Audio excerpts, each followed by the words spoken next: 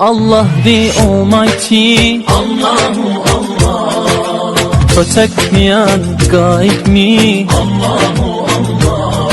Welcome to God is Open. Today on God is Open, we got a special treat. We got a guest, John Fisher, our Master of Science, our Doctor, a physicist. He is here with us, and today we are going to be discussing a sermon that was actually written against me from a church. If anyone is familiar with getting kicked out of Duluth Bible Church, there's a YouTube video like that in which we posted, my wife and I, we posted the audio recording of us getting kicked out of this church long ago, in the yesteryears, like 7-8 years ago. And we're going to take a look at the sermon that they wrote in response to me, against me. John, welcome to the show. Hey, thanks for having me. All right, so here's the backstory. We got kicked out of this church, and we did a little recording of that because they had proved in the past to be dishonest individuals. So we recorded the whole thing. We posted it up on YouTube.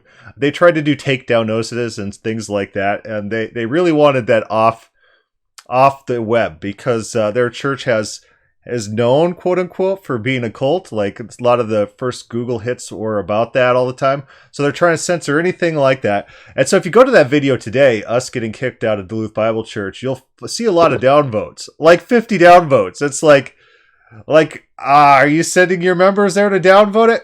But in addition to kicking us out of the church, they did a little response video to Open Theism called Closing the Door on Open Theism. And if you think this is original title, it is not. I think they Googled Open Theism and they grabbed like something off the first Google Hits page. I think it was Tim Chalice who had an article closing the door on Open Theism, and they just ripped it off straight from that, slapped it on their YouTube video, and that's what they called it. So we're going to see how they argue and what they say and if they close the door on Open Theism. Are you ready for this? I'm ready. All right, so I forgot how tedious and cringeworthy this is, so we're going to have to bear with us the first few do a little game with you, a mind game. His mind that's game. That's kind of out there, too. Yeah. Maybe some of you have played this game before, and it does have a spiritual point to it, by the way. And if you've played this game before and you know the answers to the questions I'm going to ask, I'm going to try to skip play forward along and be a good sport. Okay. There's about 10 questions, 9 times 1. If it's a 2-digit number, add the digits together. So it's like a mind game where you pick numbers, you add them together, subtract 5. And you always get to the same result because there's some operation that makes sure you get there, right? Determine which letter in the alphabet corresponds to the number. Okay, so, yep. And then we'll skip forward again. Kangaroo eating oranges in Denmark. Yeah, so process of it's hilarious. He got them there. Freaky, isn't it? We skipped that. It was cringeworthy. Wait, this is a joke? well, no, it wasn't a joke. It was like everyone thought it was a cool thing because he gave them the numbers and then he told them to pick letters and they picked countries and animals and they all came up with kangaroos eating oranges in Denmark. That's what they all came up with, and everyone thought it was pretty. Mathematically, it more often than not works out because in America we like oranges. I don't know if there's any other fruit or anything like that, but that's how it worked out. They thought it was neat, and so they laughed. They're like, "Oh, you're so clever, you got us." How many of you had a different answer? Wow, that's a pretty high percentage. This congregation, I can tell, thinks outside the box. Yes. I did this in Milwaukee years ago, and they just tracked right along with me, and it was 90%. In fact, statistics show that about 90% no one wanted to raise their hand. Usually answer with this result. Because this game is rigged. It sounds like he just insulted his Milwaukee congregation. Because he gave them the compliment in this congregation that they're all so clever.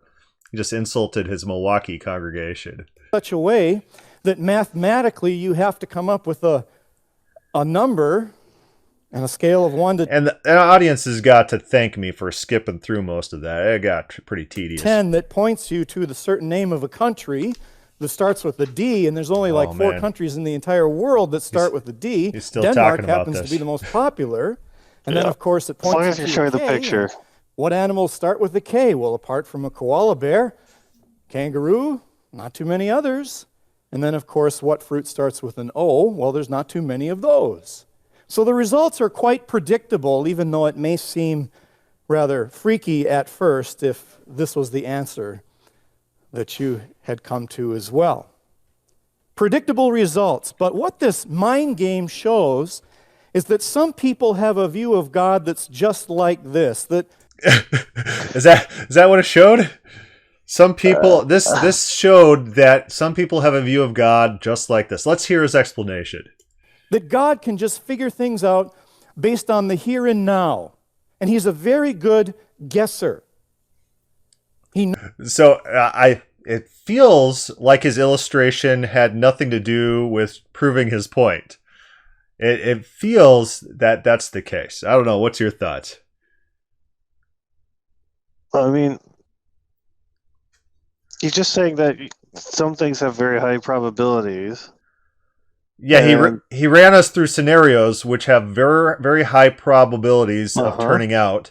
And he said some people believe that God uses high probabilities to predict what will happen. But I don't think that's exactly what he's going after. I'm not exactly sure what he is. That's not what he's going after? Well, You think I'm being too charitable? he seems to be going after that God predicts some future things through high probability guessing. That's my charitable walk away. All of us can guess. In fact, if those are the questions, we can all kind of guess what people are going to pick for their answers, right? Right. And so he said that this shows that some people have a view of God too. Okay. I don't see many open theists explaining their views through his mind game. Maybe he got it from some mind game person who's an open theist, but I don't think so. I think he just put this together. This was his cleverness that we're watching here. No, Yeah, but it's kind of funny because it works. So he's not saying that this is a nonsense idea. Oh no, he's showing you how this works. I think that's what they do a lot. They say this is what open theists believe, and then they kind of shake their heads.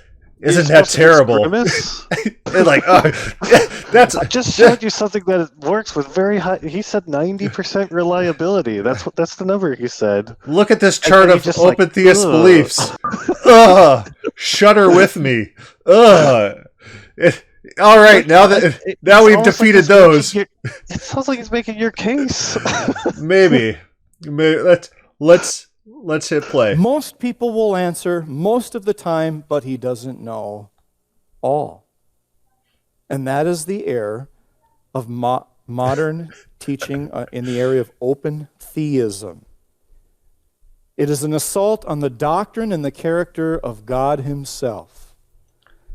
The character. And so that's an interesting statement. Usually when you talk about character, you talk about person's personality, their like characteristics, how they act, behave, how they think.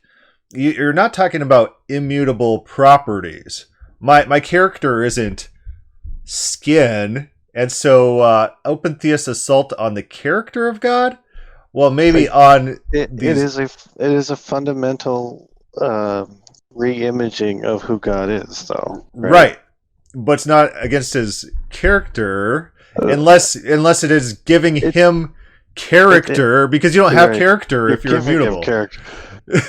Yeah, so if giving God character is an assault on his character that he doesn't have, then yes, I guess technically we will have to give Tom this one. Errs in understanding not only who God is, but what he knows, how much he knows, and when he knows it. And this is the first truth I want you to see when it comes to this question of what is open theism. It is an assault upon the omniscience of God in particular. This is being practically denied today by this teaching of open theism. Now, we know from the Bible that God is sovereign in terms of his character. He is the final authority in the entire universe. He has the right to rule in every sphere, in every way. He is righteous. He's perfectly right. He's never done anything wrong, nor can he or will he. He's just. He's fair. That's one thing these guys like to do.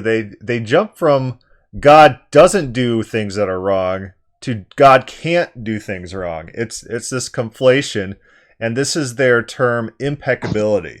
God has a trait called impeccability. He cannot do wrong. But the biblical authors, they didn't think so. A lot of biblical authors thought God was harassing, harming them. Job, he takes it very personally, the things that are happening to him.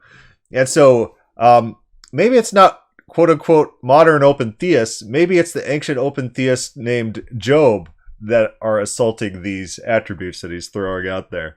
The biblical idea of God is a God who can do wrong. And it seems to me when God is called righteous in the Old Testament and New Testament, that people are making a value judgment. They're proclaiming something of value about God rather than just trying to say this is a metaphysical absolute. So if I go to my kid and I say you're good, I'm not saying your nature is good and you can't do anything evil. I'm saying I'm happy. You're a good kid. Look at you do good things. I love it. Thank you. Yeah, it's a very weird comment to have. You're righteous if literally anything you do by definition is righteous, right? Right. Like, what do you even say? You are you. That's all you're saying. You're you. And so it seems that it's a value judgment happening in these statements throughout the Bible rather than a metaphysical doctrinal claim. If that makes sense. It would make more sense like that. Yeah, and so since it's a subjective evaluation, some people, like Job, may in fact disagree. And that's fine with subjective evaluations. Oh, I think vanilla ice cream is good. Someone else might say, I think vanilla ice cream is terrible. I'll kind of look at them like, I don't think you know what you're talking about. But the subjective claim would be subjective. All right, go ahead and hit play. He's love. He is a giving God who gives of himself. He is eternal life. He's infinite and eternal in duration, never had a beginning, never will have an end. And he is omniscient. He knows all things. He is omnipresent. He's everywhere, all at the same time. One thing they do, they introduce us and say, these are the biblical attributes. And then they just throw a bunch of words on the screen. And then they define these words in very weird ways that, like, for example, not only does God not sin, but he cannot sin. So it's these very idiosyncratic ways of defining these terms which are not found in the Bible. You might find something like pankratos in the Greek in Revelation, like all ruler, but it's unlikely to mean the same thing as omnipotent or sovereign in these guys' vocabulary. It's unlikely that it means that same thing. But you're not going to find omniscient in the Bible. You're not going to find immutable in the Bible. These are Greek terms, and they could be. This is a very good illustration of how they approach the thing, because they begin with this slide. This is how they approach all their theology. This slide before you even open the Bible, and then you go and look for that in the Bible. Yeah, it's classic proof texting, verse theology, as Arthur Haglund always calls it. He's a funny guy. I'm gonna go ahead and hit play. Omnipotent. He has all power to do whatever is consistent with his character and his attributes. So one thing that happens with these omnis and ims is they contradict each other, and so implicit in these, you just heard him add limitations that God can do anything, and then consistent with his character, which means fill in the blanks based on all the other attributes that we kind of threw out there, that God can't choose not to know something because that's not consistent, even though we have the power not to know something. God doesn't have that power that man has. God can't sin, even though we have the power to sin. So in the Calvinist mindset, that means we do have more power than God if we can sin and God can't. But that it's this weird jigsaw hodgepodge of attributes that fit together very strangely with all sorts of exceptions, and then they go around claiming, oh, these are all encompassing. These give God an infinite nature. These don't limit God, even though they themselves implicitly and explicitly embed limitations in these attributes. But when open theists do it, open theists are wrong, of course. When open theists want to redefine omniscience, oh, that's wrong. That's incorrect. But these guys, they got the right definitions. Attributes. He's immutable, meaning he does not change, and you can be thankful for that from day to day. That means you can trust in him. And he's veracity. Wait, is that true? Is that true? Okay, so a very good example of this failing to give us any sort of trust. Like Matt Slick, he believes all things are predestined. God never changes. His daughter was a very strong Calvinist growing up, and then she abdicated the faith. She left the faith and became an atheist and did a whole bunch of horrible things. I don't see how God's immutability should give Matt Slick's daughter, and a whole host of people any sort of comfort that he's trying to say that people should have based on God's immutability. Because if God's immutability functions practically the same with or without immutability, what good is it?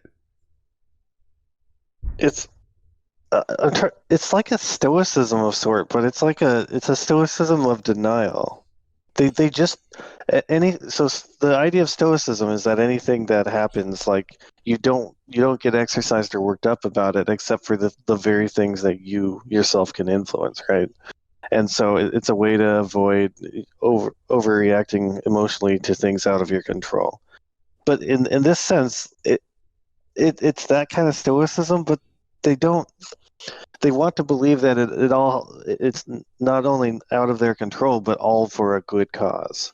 Yeah. And so it's a way to sort of deny the ugliness of the world by always saying that everything's happening for the best of all possible worlds. Even though it will function identically, it doesn't give them practical, useful information to how to live their life, except for the comfort part. It's effectively just a denialism. They don't want to deal with the harsh reality, so they just say it's all the best for the best possible world. No matter what happens, your whole family can be killed by. I was just reading about the Spanish Civil War by either communists could kill your whole family or the fascists could kill your whole family in reprisals, and that's for God's greatest glory. Fantastic. It's immutable, and you shouldn't worry about the future, because even though you could just all die at any moment. Yeah, I don't think it's practical. Or he's absolute truth, and there is no falsehood within him. Thus, he is the perfect object of your faith or trust. But when it comes to this doctrine of open theism and how it errs in the area of omniscience, it claims to believe in the omniscience of God. In fact, if you go to the websites of these various teachers, you read their books, you read their church doctrinal statements in some cases, they will actually claim, oh, we do believe in omniscience.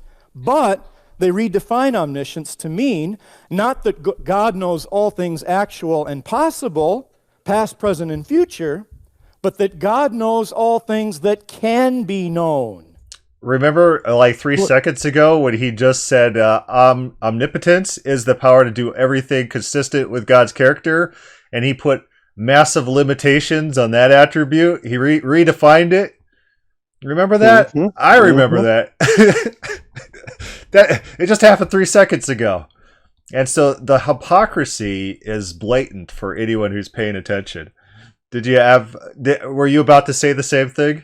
No, I was gonna add that he's saying that the definition of omniscience is knowing things that everything that can be known possible and not possible, right?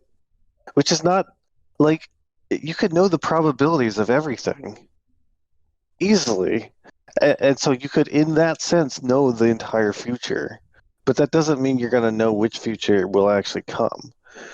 So So I guess he's trying to say that the future is actualized. That's really the implicit philosophical argument that he's making. And there's Yeah, no, there's you'd have to prove that, yeah, he's a determinist, and so right? well, And since the future is made up of free will choices of God's creatures, and they haven't decided upon things yet, that future and those choices are not there yet to be known. They're not a reality. And they can't be known even by God. You say, well, that's strange. Well, that's what they teach. And so they That's say, strange. yes, we believe in omniscience, that God knows. it's so funny. Most Christians actually will treat the future as if the future's indeterminate. If that our prayers affect God, that things in the future can change and aren't set. Most Christians will treat God like that. And throughout history, most cultures, with their various notions of deity, did not include a definition of omniscience, which encompassed all future events. I think we've covered this multiple times in multiple podcasts, various ideas of omniscience in the ancient world, and they all believed it was present watching of the world. Like the Bible says in the Psalms, the eyes of the Lord are on the ways of the good and the wicked. And in the Hebrews, he says his eyes are on all things, he sees all things. So the ancient concept of omniscience was really a visual omniscience. God knows because God watches, which is fairly consistent throughout history, except for the only places we have deviations of this is in Greek philosophy, in which they encompass this extra dimension of knowledge, omniscience. Even Odin, who could see the future in Norse mythology, it was acquired omniscience that comes to him through some sort of sight vision. And so it's actually the default definition, and we are so far off of the normal world heritage when it comes to modern Christianity. These people are treating it like it's the minority. They're treating open theism like it's the minority, even though it's been the majority opinion throughout history. Knows all things that can be known, not all things that are even potential or possible. And so they do not believe that God knows the future infallibly. Yes, he can make educated guesses, and he's a very good guesser, but they cannot say he's an infallible guesser as well. And you know, when one doctrine falls, Yeah, so just the non-central fallacy, people shouldn't be saying, well, I was on Justin Wilson's podcast. He's a friend of mine. And he's talking about how could I know the future? And I said tomorrow, which was like Monday at the time, I said, I'm going to come home and my daughters are going to run up to me and they're going to want to go swimming. And I'm going to say, okay, we could go swimming. And then my boys, they won't ask me, but as soon as they find out we want to go swimming, they're going to decide they want to come along as well. Guess what? Everything happened exactly as I said. I wouldn't say that I was guessing. That wouldn't be my described word to describe how I predicted the future. It was just a guess. It was just a very accurate guess. No, it's knowledge. It's something I knew, and that's people would say, yeah, you know your kids, and so you know what they're going to do. This is knowledge. And so their reframing of everything as a guess is a linguistical trick in order to highlight their own position and to demean open theism. They're applying the non-central fallacy in order to trick their audience, to control their state of mind. Yeah, they don't operate this way anyway. You pick up a ball and you throw it, and it's going to have a certain arc, and you already know how balls behave. You know how gravity behaves. You know how cause and effect behaves. You don't consider these things all guesses. It's not like every time you pick up a cup, you're guessing that you're going to be able to pick it up. You're guessing that you're just going to not fall through the ground randomly. These are essentially what he's saying is that you can't know anything, because if you don't have whatever his idea of perfect knowledge is, then everything you do everywhere is a guess. Right. And he's just denying that knowledge exists at that point. Exactly. I think we highlighted it multiple times. Like, knowledge is typically understood as justified true belief. There might be some exceptions or disclaimers on that normal definition, but a justified true belief. And if it's knowledge about the future, it's a justified or a confirmed ex post facto. That's how knowledge works, and that's what we consider knowledge. And so it's word games. It's hijacking language. And, of course, they don't operate like this in the real world. They don't use this language consistently in their day-to-day life. Comes to the character of God, one truth about him becomes biblically distorted or imbalanced. It's not surprising then to see that other areas begin to crumble or fall as well.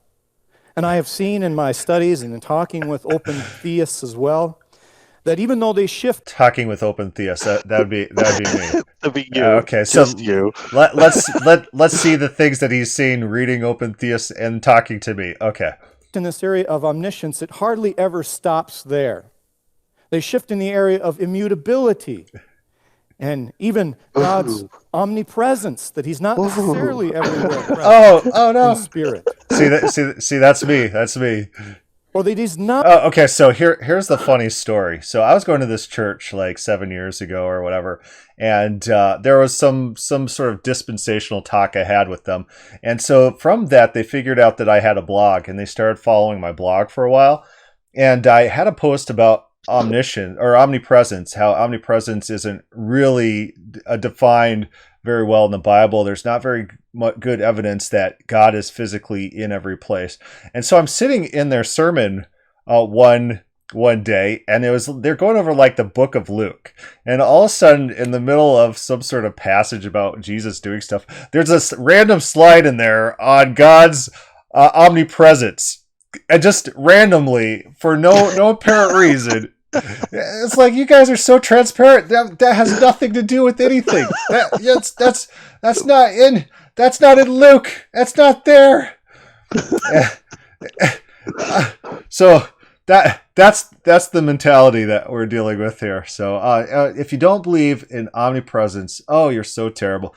But the funny thing is, most people don't understand what classical omnipresence is for God. In Aquinas and elsewhere, God can't be related to the material. He has to be outside all conception of space-time.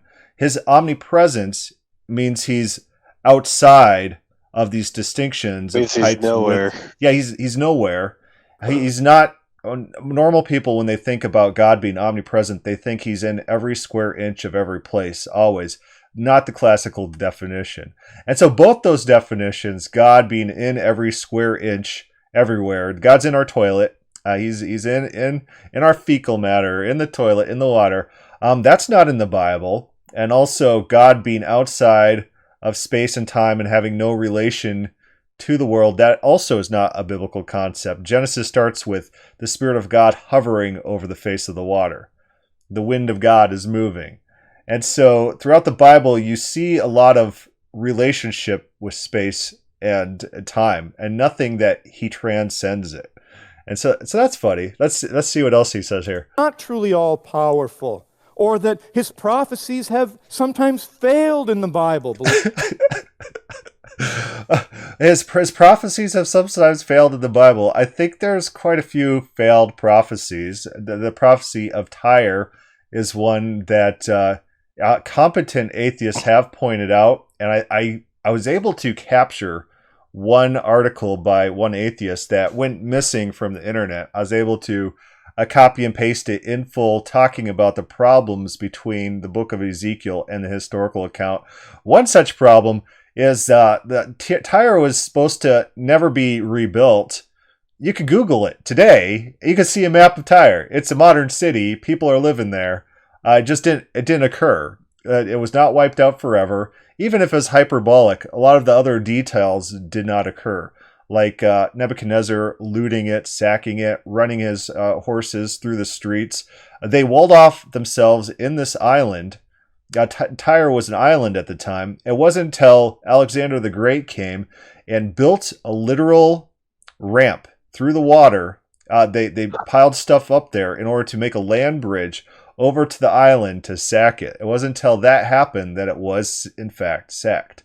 And the prophecy is not describing events that are happening 250 years later. So sometimes prophecies in the Bible don't come true. And the Bible records that they don't come true. King Nebuchadnezzar was given Egypt as a consolation prize.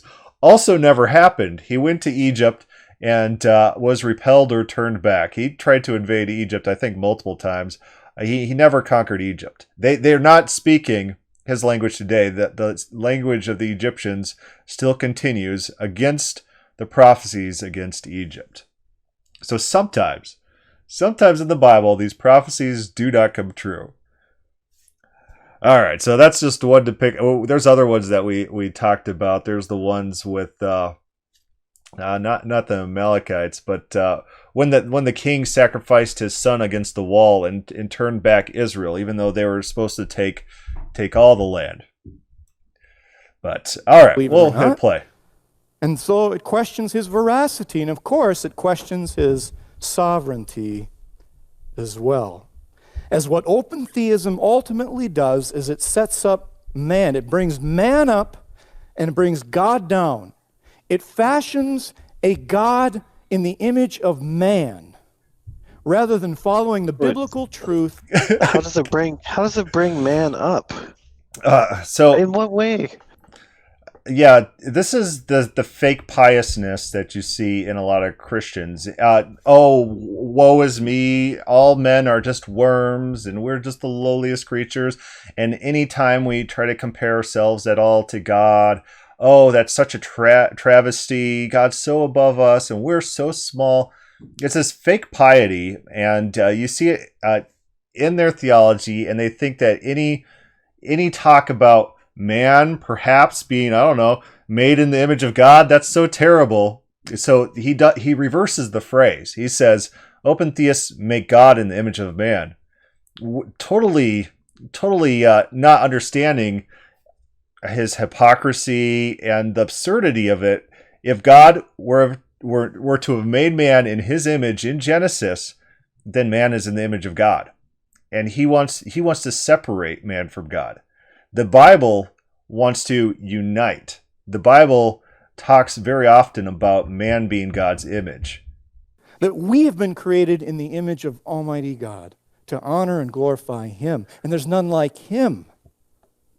We are distinct from Him. So this is the teaching of open theism, especially in the area of omniscience. But this view also has a certain motive behind it. You know, whenever you come across something that's a teaching like this, one of the first questions you always ask is, why? Why would anybody come up with something like this? And I'll tell you why. What? How? How could this be?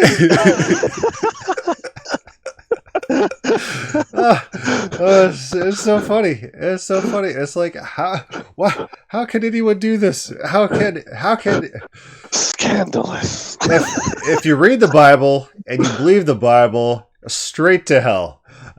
You see it say that God repents of something God did, and you believe it, and straight to hell with you. How can you believe such heresy? In some cases, I think they have a good motive. In other cases, I don't necessarily think they do. But this view does seek to protect the free will of man while also claiming to view God as more relational and sympathetic with mankind. A God who is not immutable, yes, is more relational and sympathetic. I would say a God that is not immutable is more relational. By definition, if you're immutable, you really can't have a relationship with something that's immutable. I mean, maybe you have, like, I don't know, like fake favorite girlfriend toy or something, or I don't know. And Just like a toy or something like that, where it's all one-sided. yeah, all one-sided. Even a toy is mutable in some sense. You could carry it around with you and be like, hey, I got this toy. But something that's truly immutable, now you've lost all relationship with that thing. I mean, wasn't Calvin trying to say that the way man relates to God is that God has this sort of like, let's say it's like a faucet or something that you can be within. You can walk under the shower of God's grace, or you can be outside of it. But God doesn't change, and therefore, it's really you're just changing in relationship to God. Yeah, like a typical That's what being relational means. Yeah, typical Calvinist will say, like, God is a lamppost or something like that. And the more we sin, the farther we move away from the lamppost. So it's really us changing and not God. And that's their typical definition, which is really funny because in the Bible, sometimes God repents for his own sake. God says, I'm sick and tired of dealing with this. I was going to destroy you. I'm repenting for my own sake. And so sometimes God's changes are based entirely on internal reasons and not based on outside reasons. So it's not a positional change. I'm going to go ahead and hit play. See, by bringing God down to our level and having a God who's more... This is their language. Their audience appears to eat it all up. Oh, yeah, Open Theist brings God down to our level. But here's the funny thing about Christianity. Christianity is premised on the idea of God becoming man. I don't know if they're aware of this fact. I'm not sure if they understand that this is pretty much the primary doctrine of Christianity that someone might need to tell them. Like us, that makes some people feel a lot more comfortable with their concept of God. Chummy, perhaps? Whatever the case may be. But this is a God who's more like me, who relates to me, who doesn't know the future like I don't know it. And so we go through life and the future together. And God learns things and I'm learning all things. Together. Isn't that nice? That's kind of the mentality behind it. And really what this view is a reaction to Calvinism's imbalanced, fatalistic view of God. So do you ever remember that book, Wild at Heart? There's a very famous book that went around during my time in college where how to be a man. And it basically used God as an example of someone who's manly and likes to take risks. God was a risk taker. And then he has this whole paragraph. I'm not an open theist. Don't take anything I'm saying as me being an open theist. That's pretty funny. But that's what this kind of reminds me of a little bit here. That says that God has this wall-to-wall decree before eternity or earth history began, where God decided exactly what was going to happen. So one thing I think we both notice throughout this, what his talk so far is, it's a lot of substanceless claims. He's not talking about the Bible and biblical evidence. He's instead being insulting. He's using loaded language. This is not really a refutation of open theism as much as it is an emotional outpouring. He's just letting us know about his emotions, how he feels about open theism. This is a terrible example of poisoning the well, and he spent 11 minutes so far poisoning the well without giving us anything of substantive value. Yeah, in principle, what he's trying to do is tell you what open theism is, right? So you would describe the doctrines and what they think, but instead he's basically like, he can't resist saying how much he hates it with every single breath he has. Right? So he can't even inform you of things without just gagging. It's like watching one of the Trump moderators. Yeah. All right. And he decreed it to be so, and foreordained even the free will choices of his creatures, supposedly free. So there's nothing that's really truly free in terms of choice. And even your salvation was based on God's unconditional election of you, not that you chose God, but he chose you and put the faith in you to believe, and thus you find yourself believing. Yeah, he does a lot of mind reading as well. Like, for these reasons, this is why open theists believe what they believe. And it's like, well, you're mind reading. You're just going to tell us these motivations. What's your evidence? You know, and maybe that should come after anything of substance. It's all God's choice, they say. Man has no choice in it whatsoever. And so as a reaction to that fatalistic, Calvinistic view, you've got people who've come up with this radical, imbalanced Arminian view. It's an extreme wing of the Arminian movement who embrace now open theism. And I've read testimonies of people online. And there's blog sites all over with teaching this view of open theism. All over. Oh, these terrible, these blog sites. I once held to a very fatalistic view of God, but boy, now that I've embraced open theism, I can't tell you how it's revived my Christianity. That God is now more like me. That's what He's they come down say. to my level. He's more. Okay, hey, Tom, show me someone saying that in those quote marks. I don't think it exists. I think he's doing his little mind reading again. So a lot of people will say that open theism has brought them to a place of love. They could relate to God a lot more now. They could discard these terrible images of God that they once held. These things like that. But they don't say, now God is on my level. I don't hear anything like that. So that's his interjection into these quote unquote blog posts that he read somewhere, that it totally do exist somewhere. More like me than I ever imagined. This has been so enlightening to embrace this view. Now I feel like my prayers really count because I can change the future with God. And because God is dependent upon me now in some measure, so that makes me feel more engaged than I ever was before. I'd like to see that blog post. I'd like to see that blog post. Where did you read that? Like, I control God. I control God. Like, nobody's ever written that. Like, open theist. That's zero people have ever written that. Okay, so, Tom, show me this blog post you read. Before under Calvinism, I was like a spectator sitting passively on the sidelines. Now I'm out there on the field playing both offense and defense. You can understand how some people have felt. With Calvinism, it's a cold, unfeeling, mechanistic type of God, they say. And with open theism, they have a God who's more empathetic, cooperative, and even more open-minded. But that is a problem, as we're going to see. Now, where does this doctrine come from?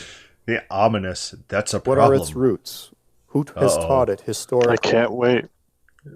Okay. Its roots. Okay. Oh, it's going to give us a history lesson? Yes. So I would like to see the history of who taught it and who they passed it on to, because with Calvinism and with these Platonistic attributes, we could literally see in church history this escalation. We could see Augustine write in his Confessions, I could not believe the Bible until I read it in light of Platonism. That literally, he writes it in unironically, his Confessions is where he writes this, that the Bible was absurd until he read it in light of Platonism. You see similar themes throughout. You see that in Clement of Alexandria, a lot of Platonizing going on, very explicitly calling on the name of Plato. Augustine calling on the name of Plotinus. These things are historical. We know the roots. Biblical scholarship knows these roots. Biblical scholarship is probably not going to understand the roots of open theism as he's going to describe. So, but let's listen. Let's see who he's got for us. Well, actually, a form of this doctrine has been around for a very long time. Yeah, by the way, there's a quote from Calvin where Calvin complains about all these dang open theists running around. He's like, these people don't believe God knows the future. These are terrible people. And so they've been present everywhere and always. They just haven't had major voices. It has been taught in pagan philosophies in the past. The Socinians, around the time of a little after the Reformation, who denied the Trinity and other doctrines, Oh, so terrible. Guilt by association. These people who we don't like also taught the things that open theists don't like. Well, this group that you hate also believed in God. And so should you be ashamed of believing in God if it's guilt by association? The Nazis, they built highways. So the United States should not build highways. Guilt by association. Held this view as well. Certain cults have held this view, though it has been a lesser known view.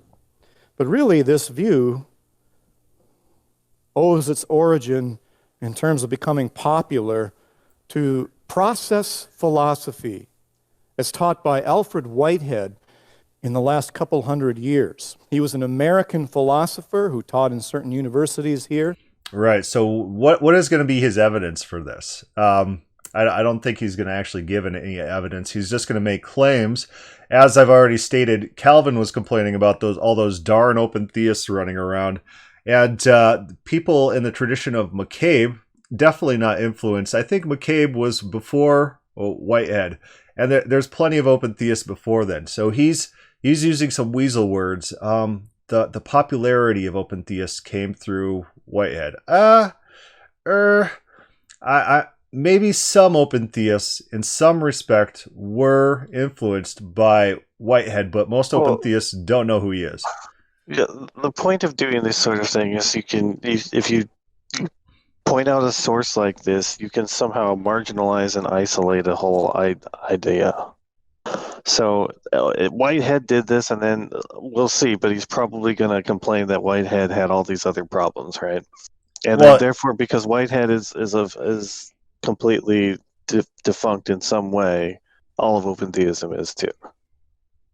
Yeah, exactly. And so I find very much problem with him saying that this is the origin of open theist beliefs, especially the historical line flowing from McCabe and others. And he taught that basically life and reality is this unfolding process, and nothing is fixed per se.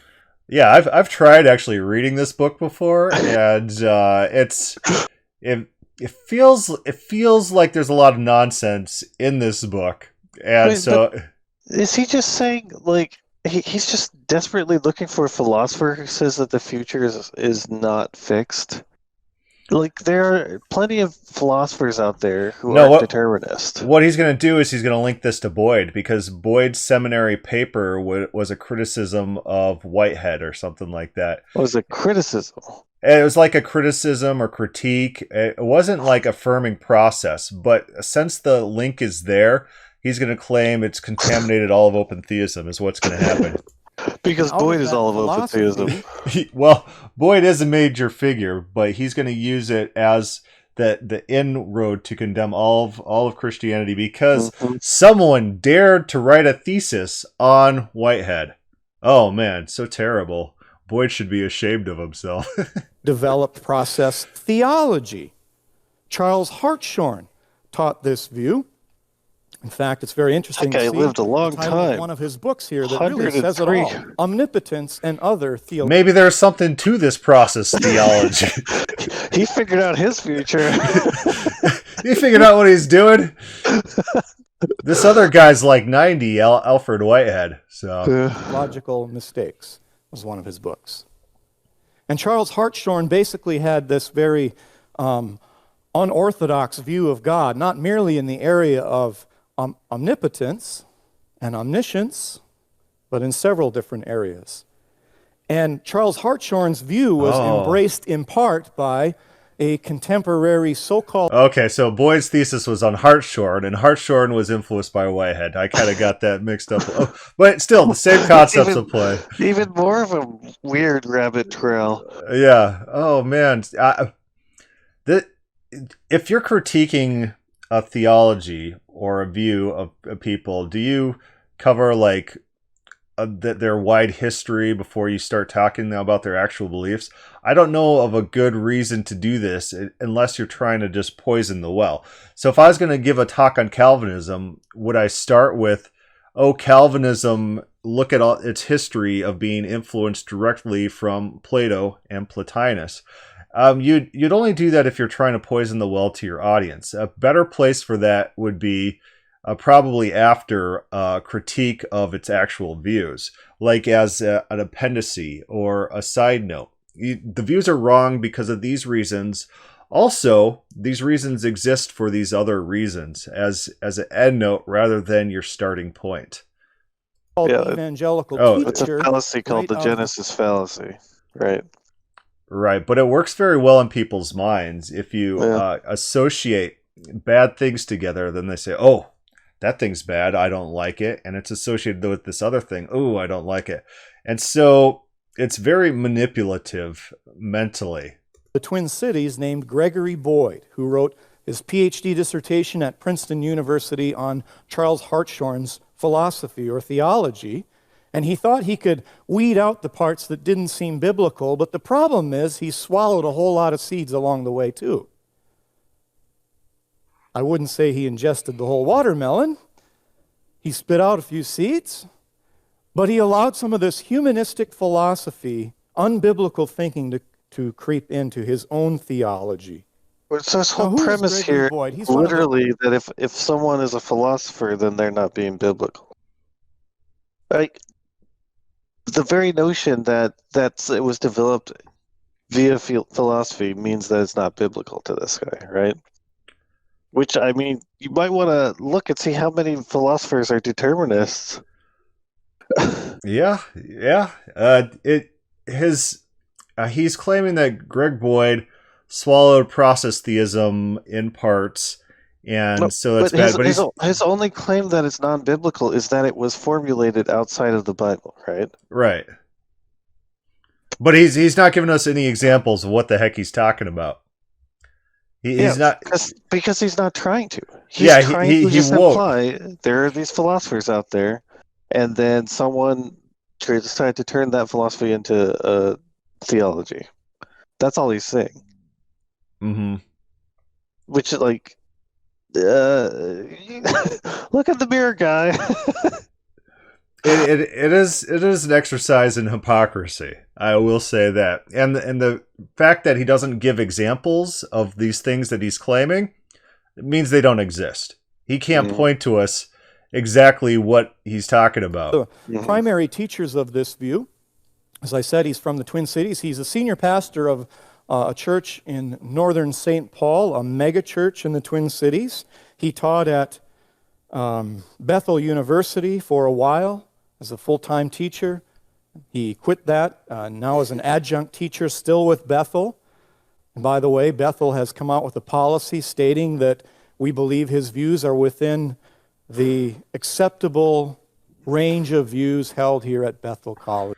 Shame on you, Bethel. Just Christian views. Interesting.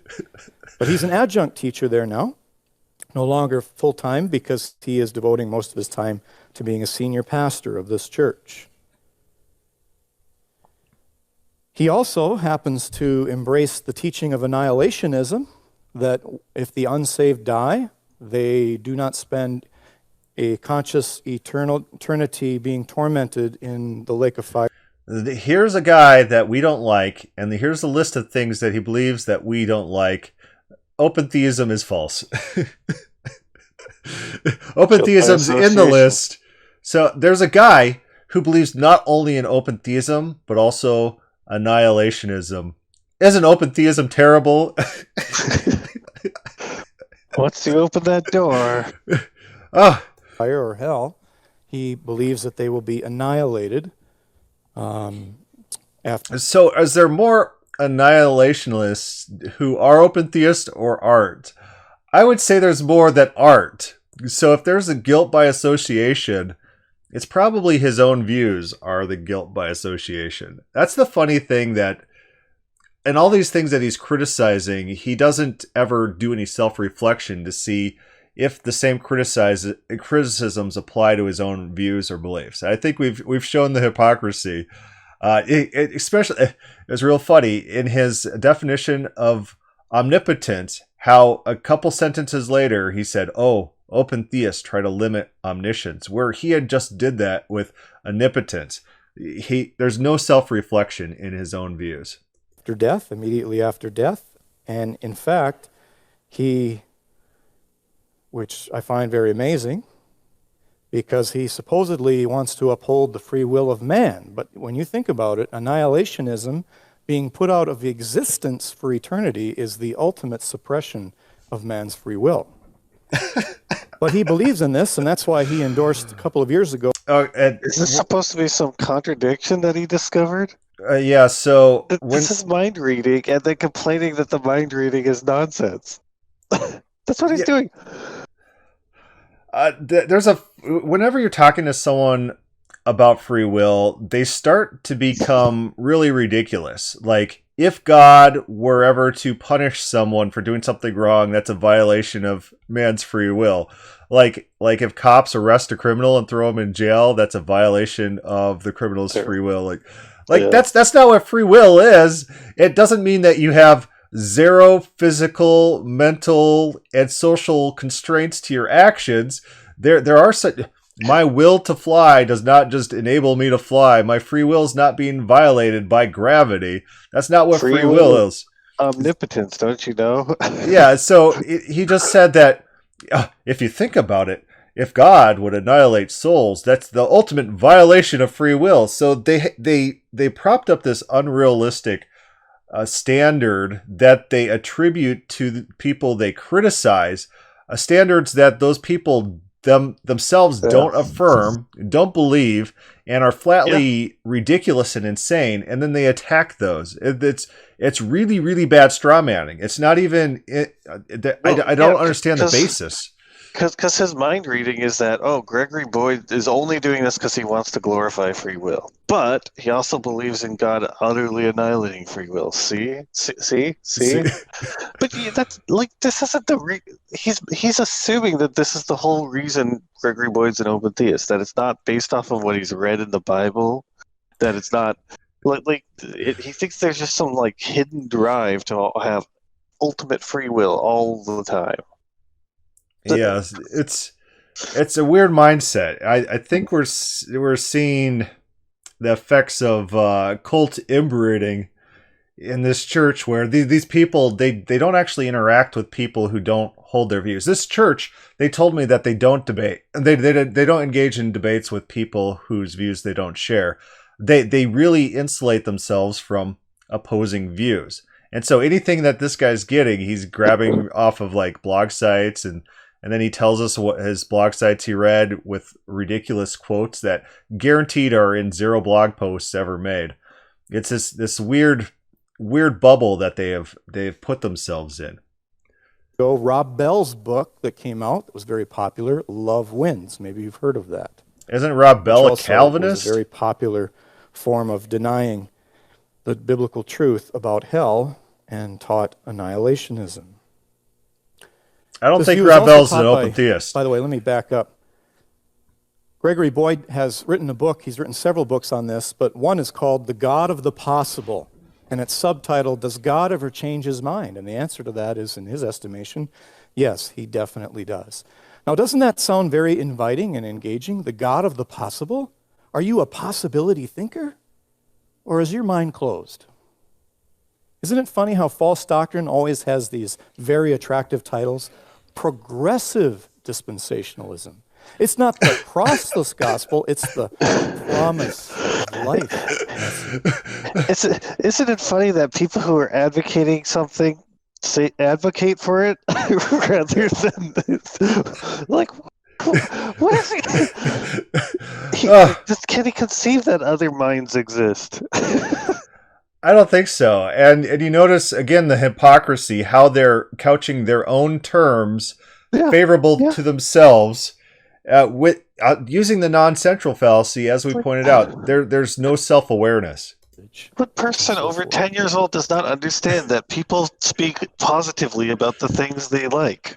It's like they don't phrase it in terms that'll make people be like, what the heck? They're not trying to scare people with what they're advocating. Isn't that funny? It'd be like an open theist would be like, this Tom guy, he doesn't title what he tells us about God as God can't stop a rape that he knows will happen. He doesn't scary. God of the unable to stop a future rape. Yeah. Why doesn't he frame his belief in those terms? Why doesn't he do it? Others who teach this view are John Sanders, who used to teach at Oak Hills Bible College in Bemidji and was an adjunct teacher at Bemidji State University. He's moved on, but he's also written a book called The God Who Risks. Don't you want to go through life with a God who's a risk taker, not a boring God? Well, that sounds very interesting and inviting, doesn't it? He also happens to hold to a view called inclusivism. He has written a book called What About Those Who've Never Heard the gospel message? And he believes that if people have not heard the gospel message and have had the explicit truth of the message of the gospel, and they never hear about it, if they follow to the best of their abilities, their conscience and creation, that they can still be saved. So they're talking to their congregation, and their congregation is of this very bubble mindset. And so a lot of their criticisms, although they sound ludicrous to us, like, oh, isn't this terrible? John Sanders believes that someone in Africa, if they follow God to the best of their heart, even though they never hear about Jesus, that person will be saved. He says, isn't that a terrible belief? Oh, open theism is so false because our church has this very, very weird, very idiosyncratic view about what happens to people who never hear the gospel. And since we think this is a terrible belief, this other belief, they put it out on the internet and stuff like that. So he's speaking to his audience. If his line of reasoning doesn't make sense, just understand he's not talking to normal, rational human beings. He's not talking to normal, functioning human beings who actually, not even normal Christians. He's talking to a very select audience. So things that are couched in terms that are unoffensive to normal Christians are very offensive to his audience. That's the inclusivist view. So he holds to that. Then there's Clark Pinnock. I won't give you a whole list of names, but here are three primary ones. Clark Pinnock is a teacher of this view. I believe he may be dead now. But so we're 19 minutes in, pretty much 19 minutes in, and he hasn't actually talked about open theist proof texts and how open theists deal with the Bible. He's just throwing out a bunch of names, things that are Wikipedia level information. There's a lot of poisoning the well involved. It's look at these figures who we don't like, and they've did other things that we didn't like. Not very much substance so far in this whole discussion. He wasted a whole 5 minutes on some sort of numbers illusion. It's a lot of time wasting. Not very much substance. That's what I'm noticing here. Is that your impressions? Church? I can't imagine that this is some aberration to his normal preaching style. Probably not.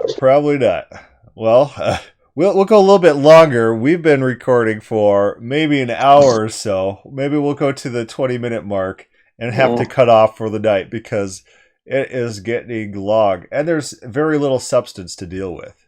He has written several books up until recently. One of his books was called The Most Moved Mover, A Theology of God's Openness. And of course, this is a spoof upon the idea that, God was the initial uncaused cause. It's a spoof. Cause of all creation. One of the arguments for God as creator is that everything in this universe is a reaction to a prior action. Well, what got the ball rolling? Okay, so a lot of times they affirm explicitly Platonistic beliefs and Aristotelian beliefs. I think Aristotle was the first to make the unmoved mover argument. And right now, he himself is making this Greek philosophical argument. And I think later in this sermon, he makes the Platonistic argument that whatever changes can only change for the worse or the better. But if God is the most perfect being, he can't change for the better. Therefore, any change is for the worst, which comes directly from the Republic, directly from Plato. So anytime they talk about philosophy, that's direct origin, the direct origin of these ideas, the origination is in Greek philosophy, and we see it handed down throughout history, various people claiming Plato as unapologetically. In the first 3 centuries at least, in Christianity, Christians unapologetically cited Plato as their source for various beliefs. They considered him a true philosopher, and practically, if he could have been a Christian, he would have been a Christian, is their ideas. And so it wasn't this big cover-up that you're going to see in modern Christianity where, oh no, of course the church didn't care for Plato and Platonism, and of course the church developed independently of them and it's not reliant on these people. But the early church made no excuses. They were unapologetic. That's because Plato was in fashion, that he was vogue, and to cite Plato and to be on the side of Plotinus and the Neoplatonists was to be the popular philosophers of that day. And so, go ahead. I think a modern equivalent of that is like everyone trying to quote Carl Sagan and say, "Oh, Carl Sagan helped me understand," or you'd find whatever famous scientist, Stephen Hawking. That's exactly what they would be doing, right? They want to find the people who are highly legitimized in the society they live in, and then they want to relate that to their religious doctrine. That's exactly what was happening then. It's just that science wasn't the great what would you call it, the priestly religion of the age. It was Platonism.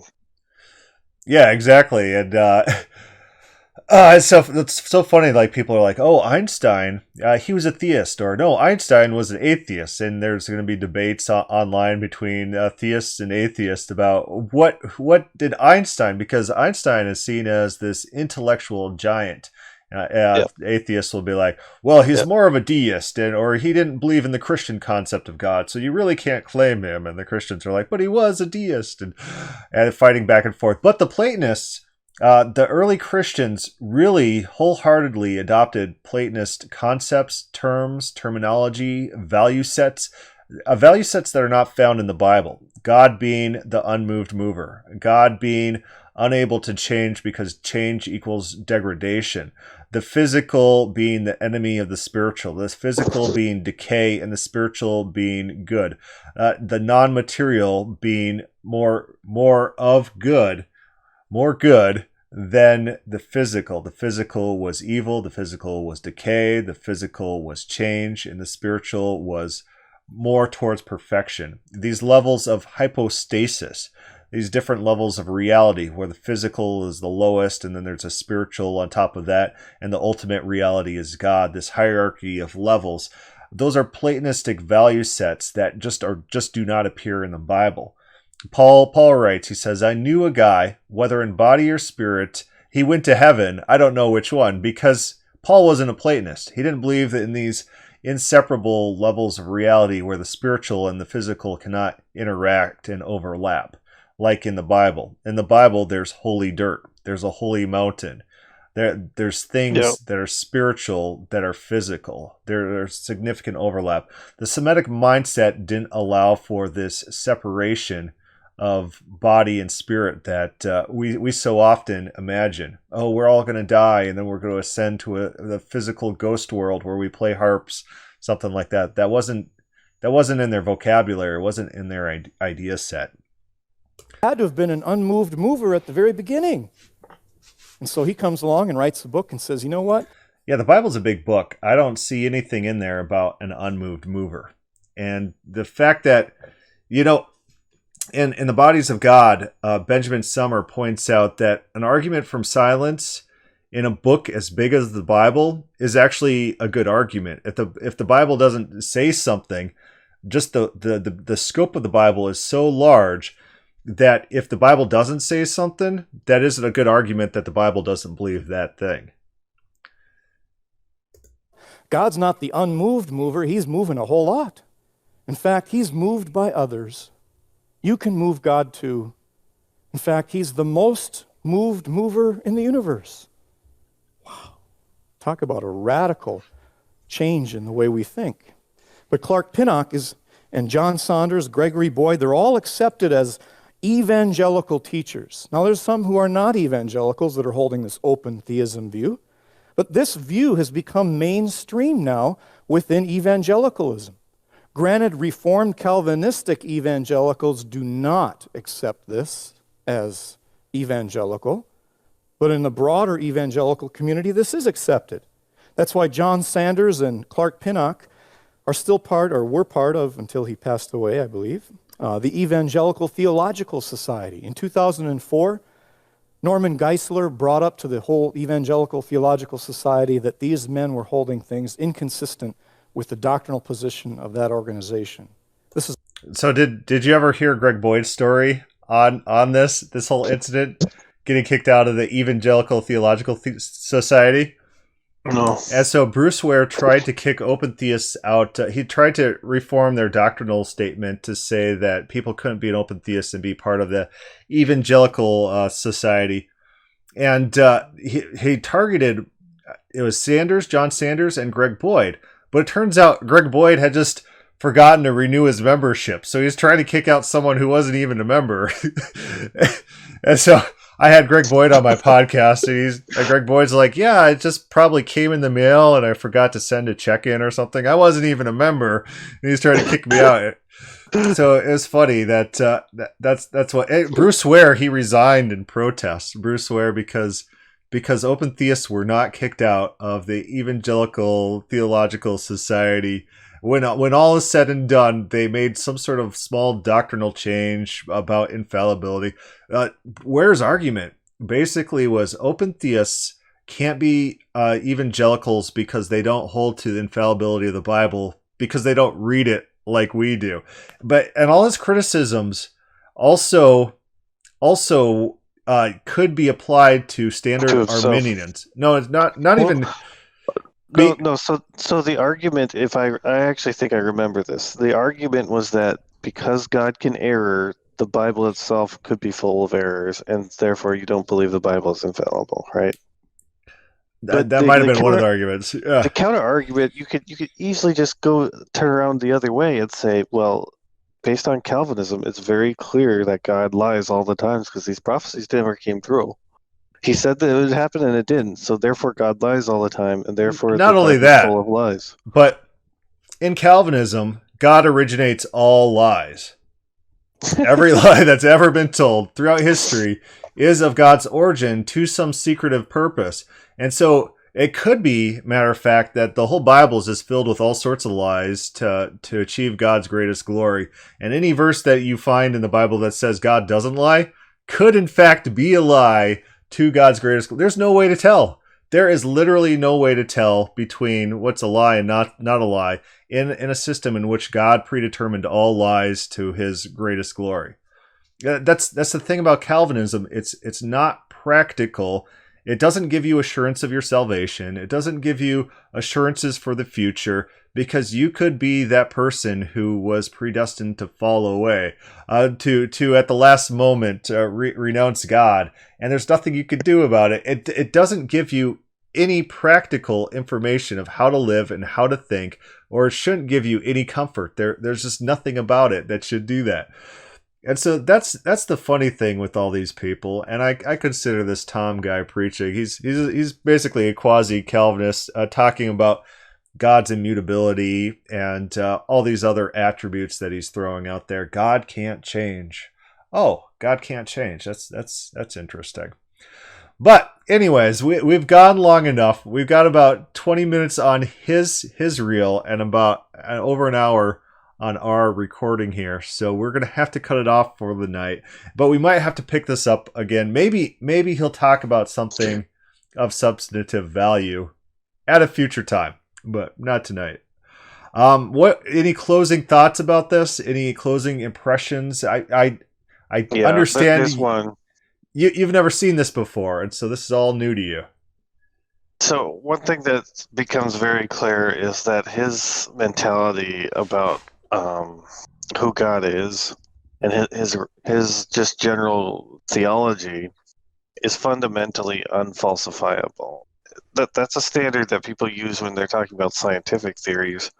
You want something to be falsifiable, because if something magically answers everything at all times in all ways, then it doesn't tell you anything. Like you said, it has no practical value.